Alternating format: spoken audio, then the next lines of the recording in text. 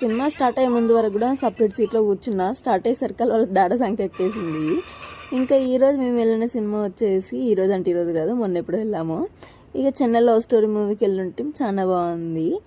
Review చూసి వెళ్ళినాం కాబట్టి ఇంకా పర్లేదు. నేను కొన్ని సినిమాలకి ఏంటంటే రివ్యూ చూసినా కానీ అసలు వేరే అంటే కొన్ని ఉంటాయి కదా, అట్లా వెబ్సైట్స్లో చూస్తూ ఉంటా. కాకపోతే ఈసారి చూడలేదు. నిజానికి చాలా బాగుంది, అసలు చూడకపోవడం మంచిది అనిపించింది. ఇక సెకండ్ హాఫ్లో స్టార్ట్ అయ్యి సీన్ చూసి మా పాప ఏడవడం స్టార్ట్ చేసింది. ఎండుకు వచ్చేసరికి అది అమ్మ అల్లరి కూడా స్టార్ట్ అయిపోయింది. ఇంకా ఇంటికి వెళ్ళేసరికి 2 అవుతుందని చెప్పేసి ఆకలి అవుతుంది. అప్పటికి చినుకులు స్టార్ట్ అయిపోయినుండే. ఇంటికి వెళ్ళి వండుకునే తోపికే లేదు, అంతకన్నా టైం అసలుకే లేదు. ఆకలి బాగా దంచి కొడతా ఉంది మాకు. ఇక థియేటర్లో ఏం తీసుకోలేం, పాప్కార్న్ గిప్పుకొని, ఎందుకంటే అందులో రేట్లు చూసి అంత భయం వేసింది.